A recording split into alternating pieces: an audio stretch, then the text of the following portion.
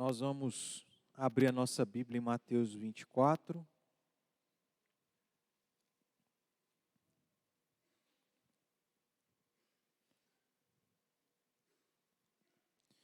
Nós estamos caminhando, irmãos, para concluir essa parte desse sermão profético que trata sobre os sinais, né? Essa primeira parte que trata sobre os sinais, nós estamos aí quase por concluir. Talvez a gente consiga fazer isso semana que vem, se Deus permitir. E aí, dependendo de quando nós terminarmos os sinais aqui em Mateus, se for possível, né, a gente entra na parte aqui sobre as parábolas, que também tem relação com o que Jesus estava falando, que é a sua volta. Porém, talvez a gente não consiga ainda entrar nas parábolas esse ano, visto que a gente tem, acho que dezembro tem só quatro quintas-feiras, eu não olhei, mas porque semana que vem são 5? Sei. E aí tem alguns irmãos que acabam viajando, né, para estar com as famílias, mas depois da gente ver o que nós vamos ver aqui, ainda vão faltar alguns poucos sinais para a gente observar a aplicação deles nos nossos dias, e isso servir para a gente identificar, se for possível, identificar se Jesus está próximo de voltar ou não. 4. Quer olhar de novo, só para dar uma confirmada? E aí os sinais restantes que vão faltar, um deles, se os irmãos se lembrarem, que está no versículo 15 do capítulo 24, é sobre o anticristo. E aí, sendo sobre o anticristo, a gente vai precisar investir um tempo maior para entender as características, a maneira como ele, à luz da Bíblia, agirá e coisas nesse sentido. Então a gente vai gastar um pouquinho mais de tempo nesse sinal, que para mim, como eu já adiantei para os irmãos, é o sinal mais claro para a gente saber se Jesus está para voltar ou não. Porque os demais sinais são repetitivos ao longo da história. Ainda que tipos de anticristo também surgiram, como nós vimos lá em Daniel, Antíoco IV Epifânio, como nós vimos aqui nessa passagem que Jesus estava se referindo, que veio no ano 70, que foi Tito, e continua sendo assim ao longo da história, vários indivíduos que a gente, sem sombra de dúvida, pode dizer: esse indivíduo é um tipo de anticristo. Pelas características similares àquelas que esses dois indivíduos que nós aqui nos referimos também tiveram, que é a característica que o anticristo terá, e terá de maneira incomparável.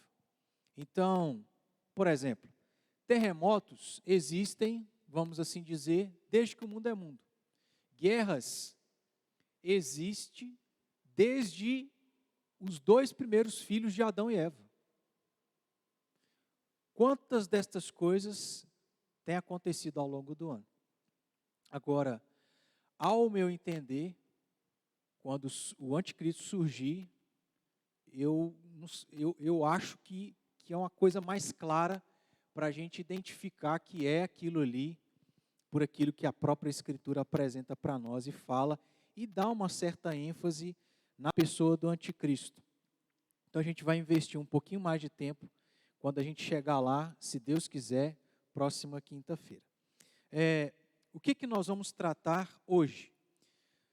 Na última semana, nós tratamos a respeito de 3 sinais que estão em versículos diferentes, mas que se referem às mesmas coisas. Alguém se lembra de qual sinal é esse? Começa aí no versículo de número 5. E esse sinal vai se repetir no versículo 10, e no versículo 11 e no versículos 23 a 28. Foi sobre os falsos profetas e falsos cristos. Esses 3 versículos tratam sobre a mesma coisa. Então a gente ajuntou e aí a gente já tratou sobre eles para a gente poder avançar. Nós vamos avançar para o versículo de número 6, perdão, irmãos. O versículo 6 se refere ao segundo sinal, que é sobre o quê? Vamos juntos aí? E certamente, vamos juntos? Ouvireis falar de guerras, rumores de guerras. Vede, não vos assusteis, porque é necessário assim acontecer, mas ainda não é o fim. Versículo 7, vamos lá. Portanto, se levantará nação contra nação, reino contra reino. Até aí. Nós vamos tratar sobre este sinal que aparece tanto no versículo 6 quanto na primeira parte do versículo 7, que é, primeiro, rumor de guerras. Ouvir falar de rumores de guerra. Mas também ouvir falar de rumores de guerra, porque nação se levantará contra nação e reino se levantará contra reino. O exercício é de pensar, será que esse sinal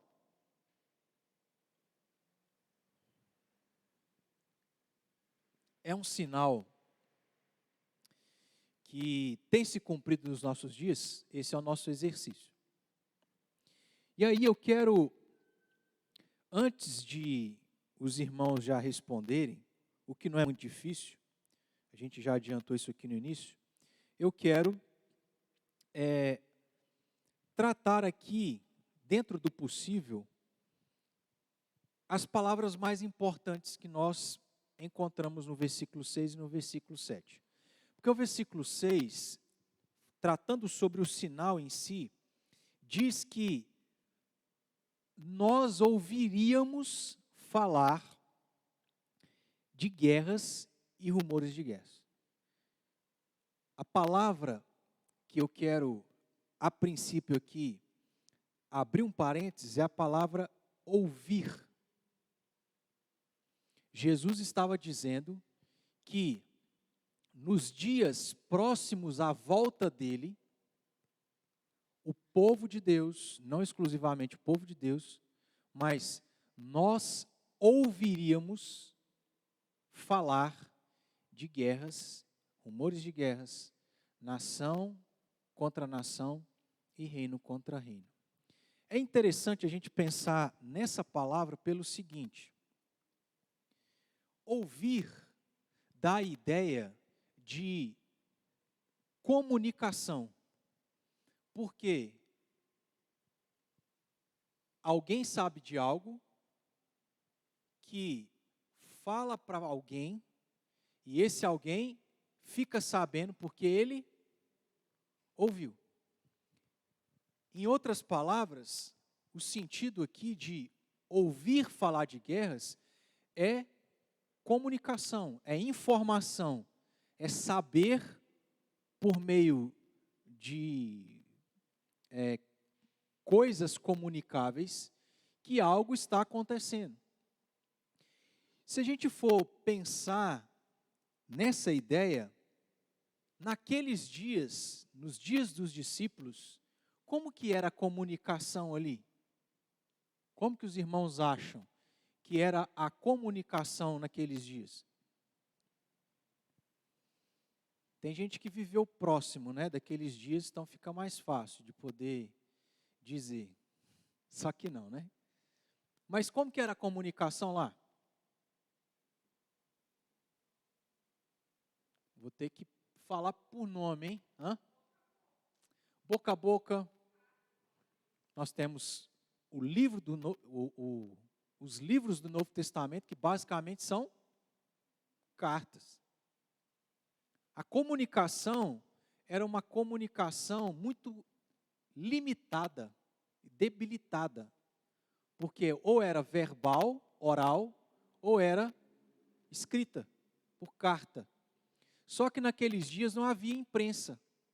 Então, se você queria escrever uma carta, você não entrava no computador, abria seu Word e digitava, e a pessoa recebia várias cópias daquilo.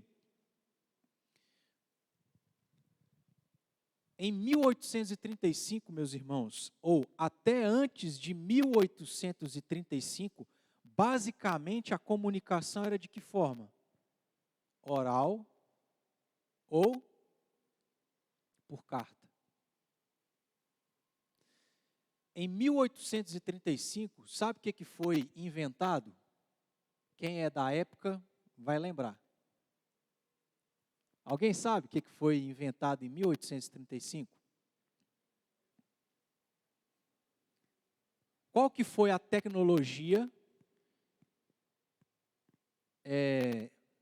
inventada acima do oral e da escrita, por carta? Vou falar. O que você acha? Telegrama é carta, né? Isso.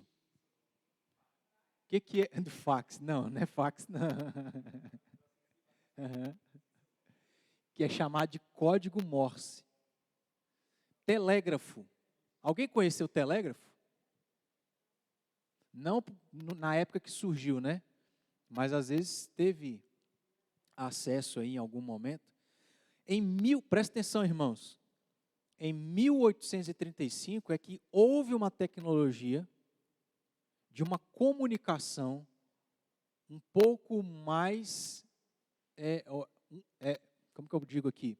Uma comunicação um pouco mais avançada, um pouco menos limitada, era isso que eu queria dizer, que era o telégrafo, só que aí você tinha que ter o conhecimento desse código Morse para você comunicar com outras pessoas que às vezes estavam à distância.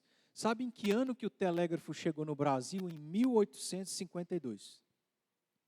Então demorou algumas décadas para chegar essa tecnologia no nosso país. Depois do telégrafo, vocês chutam aí o que foi inventado? Isso aí, eu acho que todo mundo aqui estava vivo e sabe sobre isso aí. Seu Jadelto, o que o senhor acha que foi inventado depois do telégrafo? Era um negócio que você tinha que fazer assim, ó. Lembra, irmãos? Tinha praticamente em cada quarteirão tinha um orelhão, né? Olha só, o telefone foi inventado em 1860. Chegou no Brasil em 1877. Então saiu do oral, escrita, foi para o telégrafo, foi para o telefone, e aí em 1906 foi inventado um outro meio de comunicação. Qual? Esse aí tem gente que até hoje usa. O telefone está um pouco defasado, né? Mas esse aqui não.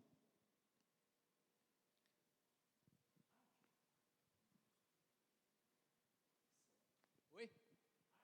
Isso, rádio. Em 1906. Ninguém aqui é de 1906 não, né? Chegou no Brasil, irmãos, em 1920. Depois do rádio, seu Jadelto? Aí sim. Isso. Em 1925, 1924 é que esse meio de comunicação, esse meio de informação foi inventado, a televisão, em 1924, e chegou no Brasil em 1950. O meu pai é de 1953, o senhor é de que ano? Então o senhor também já tinha surgido, né? Quem é antes de 1950? Tem alguém? Então todo mundo nasceu, já televisão existia, né?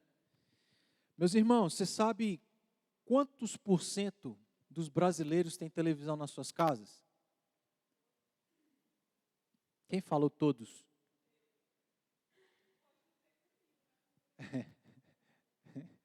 96% dos brasileiros têm televisão nas suas casas, quase 100%. Ou seja, o exercício aqui é a gente observar que o tempo que nós vivemos, que foi a partir de 1835, a comunicação se tornou mais avançada, mais acessível, ter informação das coisas que não se limitava a um território em específico, mas um território maior, mais abrangente. Porém, a gente sabe, por experiência própria, que a tecnologia não, o meio de comunicação não parou na televisão. Qual que foi a outra tecnologia inventada depois da televisão? Celular. O celular, mas não é esse celular que a gente tem hoje não. Esse aqui é celular, mas é smartphone, né? Era o celular Sony Ericsson, tijolão. Mas o primeiro celular tinha 40 quilos, pesava 40 quilos. Então, não foi acessível. E em 1973, aí surgiu aquele celular tijolão, que a gente costuma chamar de tijolão. E sabe quando é que o celular veio para o Brasil? Em 1990. Você é de que ano, Lohane? Hã? Que? 2008, nossa, nasceu ontem. 1990. Olha, não tem muito tempo. 1990 que a gente pôde ter um meio de comunicação para saber do que o vizinho do seu parente lá no Amazonas fez na tarde de quinta-feira. Em 1990. Aí depois disso, ou nesse período, veio a internet. Em 1969, a primeira conexão. Em 1991, a internet para ser navegável, né? Que é lá o www que a gente digita no nosso navegador.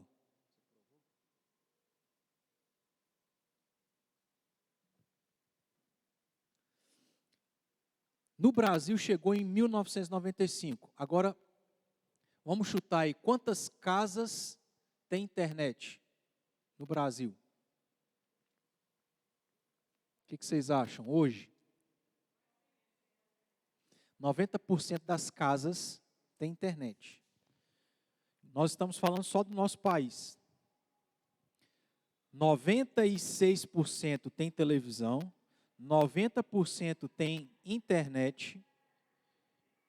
E aí em 2022,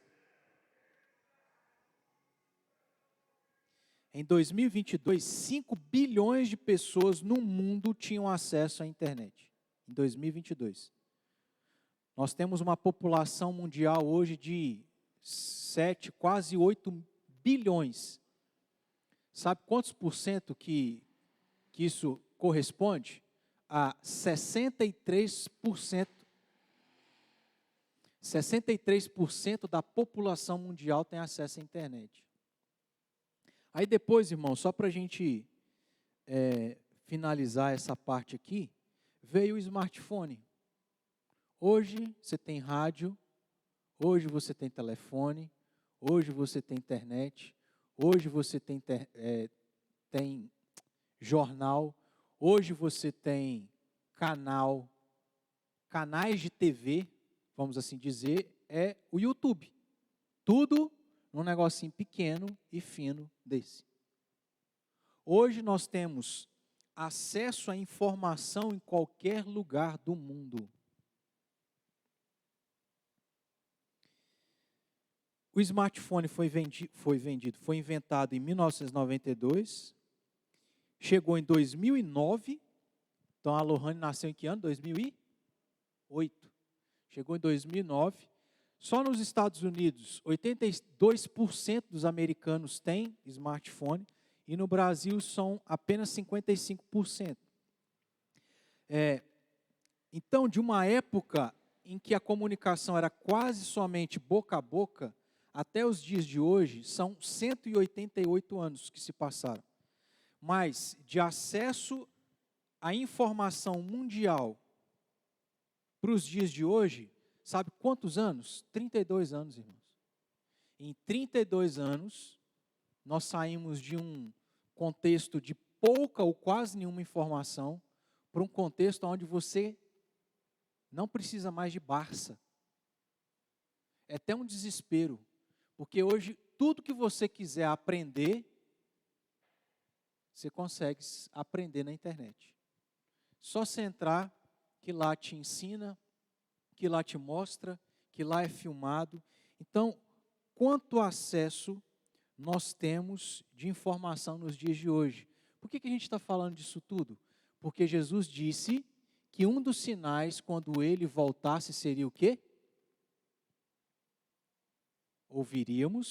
Teríamos informação de guerras, rumores de guerras, porque nação estaria lutando contra nação e reino contra reino.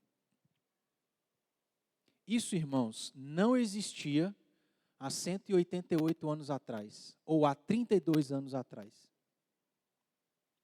E aí, o que a gente pode avançar mais de um conhecimento que é global e mundial? Só se a gente for ter que ter informação de vida lá em Marte e nos outros planetas. Eu particularmente não creio, né, que tem. Mas eu estou chamando a atenção dos irmãos para entender que o contexto que nós vivemos de uma tecnologia tão avançada, talvez sirva de algo para nós analisarmos desse sentido, né? De ouvir, ter informação todo instante, toda hora, sobre qualquer coisa que acontece no mundo. Inclusive, no caso aqui de maneira mais específica, né? Guerras e rumores de guerras, nação contra nação e reino contra reino. Em 1970, haviam 3 bilhões e 700 milhões de pessoas no mundo. Em 2021, nós temos quase 8 bilhões. Por que eu também estou falando sobre isso? Porque em 53 anos, a população dobrou. O que significa ter mais pessoas vivendo? Menos recurso, mas tem uma outra coisa. Aonde tem muita gente, o que geralmente acontece? Esses dias aí nós tivemos um conflitozinho, né? Fica só entre nós aqui. Quanto mais gente, mais conflito. Em 53 anos, a população dobrou, meus irmãos. Quanto mais gente, mais conflitos. E o que Jesus disse? Vocês vão ouvir, ter informação de guerras e rumores de guerras. Quer dizer que Jesus está para voltar? Está próximo? Não sei. Mas a gente vai olhando esses sinais, parece que o sentimento que a gente tem, parece que Jesus está para chegar, né? Porque sim, há 32 anos atrás, a cultura era outra, irmãos. O contexto era outro. Não tinha informação como nós temos hoje. quando a gente olha para o mundo que está super populoso, aonde tem tanta discussão, briga, conflito, isso chama atenção. Por exemplo, no século passado, de 1902 até o ano de 2000, lógico que essa informação não é precisa, né? Mas isso aqui é no pouco que eu pude pesquisar. No século passado, foram registradas aí por volta de 61 guerras, que estão incluídas as duas guerras mundiais. No século atual que nós estamos, que é do ano 2001 até o ano que nós estamos, que é o ano de 2003, que são 22 anos, nós temos já registro de 24 guerras. Só que, em 100 anos, século passado, foram 61 guerras. Nesse século atual, onde só tivemos 22 anos, nós já temos 24 guerras. Se a gente fizer uma continha, em 88 anos, nós teremos 96 guerras, se a gente for continuar nesse padrão. Então, só está aumentando e piorando. Aí, citando aqui um teólogo, ele diz assim que um escritor contou 300 guerras na Europa durante os últimos 300 anos, e essas guerras estão crescendo em intensidade. Então, nós tratamos aqui sobre o segundo sinal, que é ouvir sobre guerras e rumores de guerras, porque nação estaria contra nação e reino contra reino. Terceiro sinal, parte final do versículo 7. Jesus diz que também haveria fomes e terremotos em vários lugares. Isso se repete ao longo da história. Fome, pobreza, terremotos ou catástrofes naturais. Mas olha só, meus irmãos, em 2022, eram 735 milhões de pessoas que passavam fome. Só no Brasil são 21 milhões de pessoas que passam fome. Mesmo já vivendo numa cultura tão avançada, numa tecnologia também tão avançada. Terremotos e catástrofes naturais, que aí a gente engloba várias outras coisas, um teólogo também diz que certo autor enumerou não menos que 700 distúrbios dessa natureza, grandes e pequenos, ocorridos no século passado. Agora, a ONU, tendo feito uma estatística nesse século atual que nós estamos, já registrou, olha só, século passado, era cerca de 700 distúrbios da natureza. Só nesse século, que se passaram 23 anos, um pouco menos, já foram registrados 7.348 catástrofes naturais. E cada vez que o tempo passa, essas catástrofes se tornam ainda maiores, né? Ok. Terceiro sinal. A gente não precisa aqui investir muito tempo para avaliar isso. Quarto sinal. E aqui eu vou correr um pouquinho, tá? Só para a gente não passar muito no nosso horário.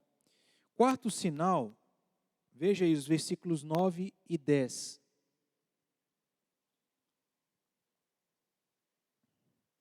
Lê para nós alguém, por favor.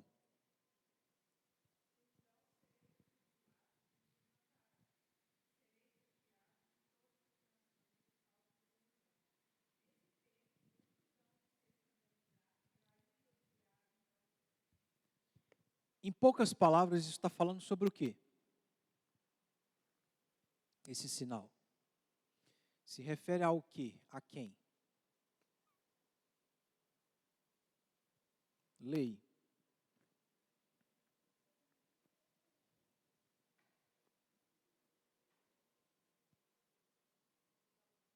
que você acha, Marta?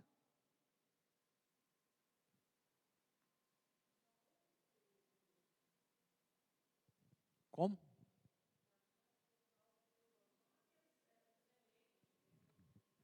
E vai acontecer o que com eles?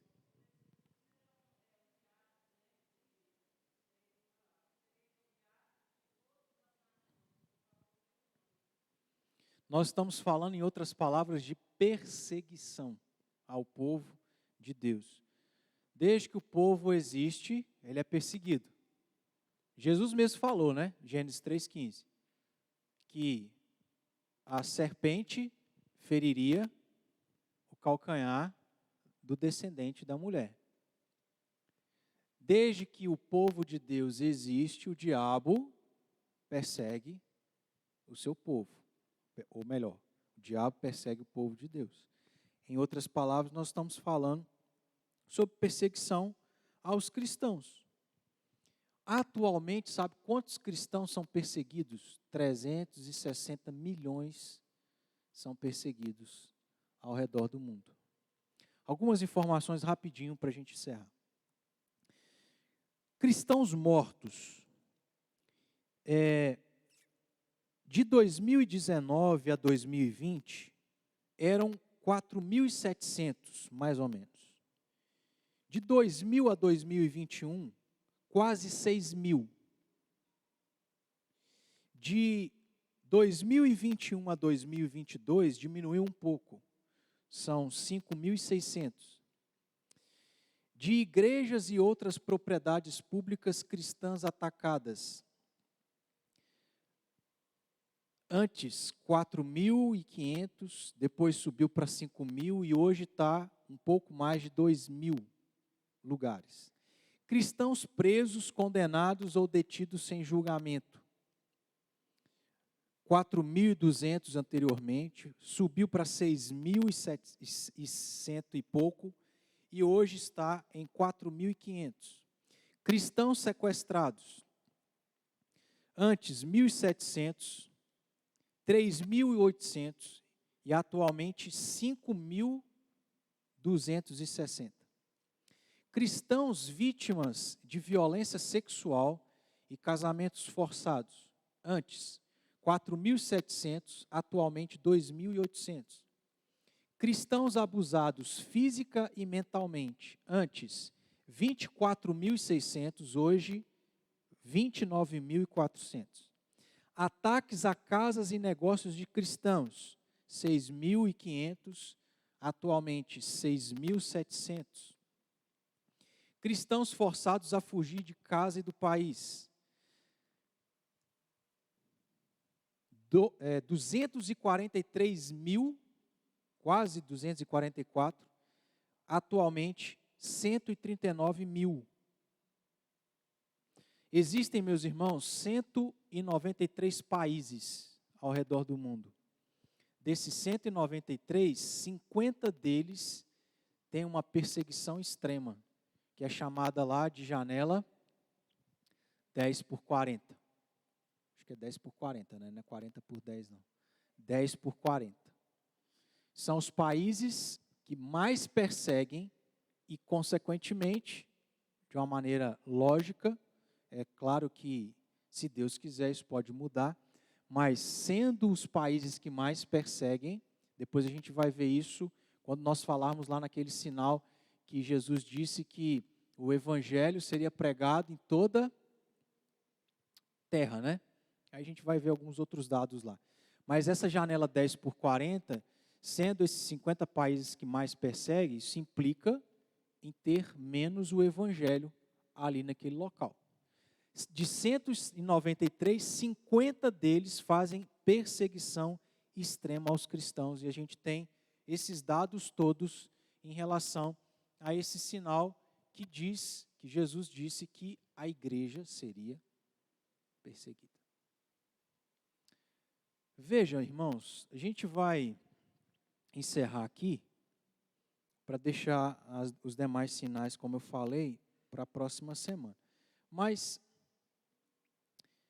ao longo da história, a igreja sempre foi perseguida, né? O povo de Deus. O povo de Deus não está imune.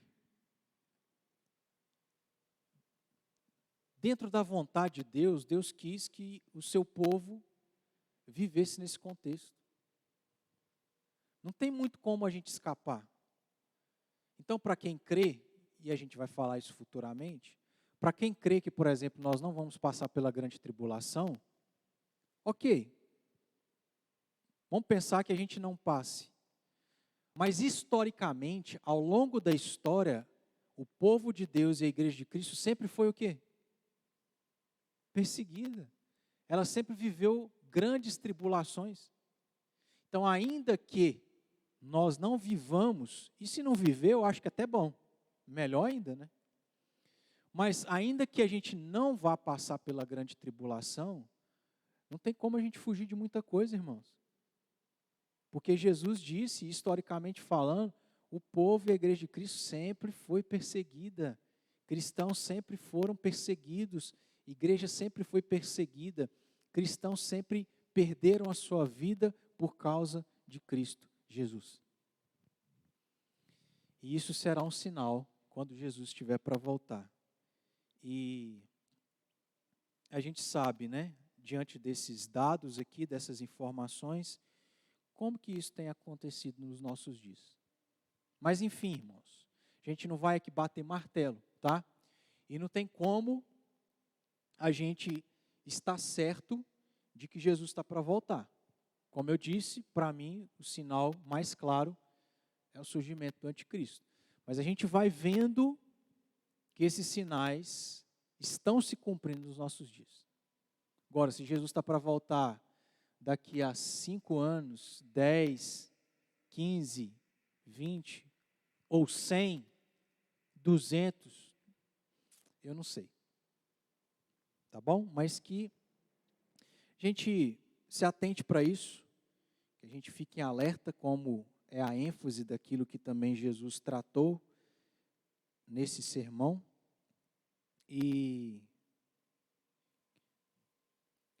que nós estejamos firmes, né, meus irmãos?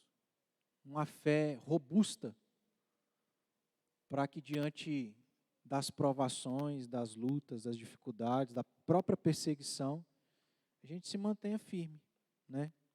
Eu fico pensando, se a gente lutaria muito pela nossa igreja, se acontecesse de surgir uma lei onde as igrejas fossem obrigadas ou proibidas de abrirem. Talvez para muitos crentes tanto faz quanto tanto fez, porque já acostumou, não é? Mas a gente não pode se deixar acostumar diante daquilo que é importante e a gente tem que desfrutar enquanto é tempo. Então é isso. Semana que vem a gente avança um pouquinho mais para observar se esses sinais, os demais sinais aqui, estão se cumprindo, né? Será que o anticristo já está por aí? Se está, a gente não está sabendo, né? Mas, alguém tem alguma dúvida, alguma coisa para colocar, acrescentar? Qual que é o seu sentimento? Os irmãos acham que Jesus está próximo de vir ou não? Só assim, só para a gente... Só para eu saber o que os irmãos pensam.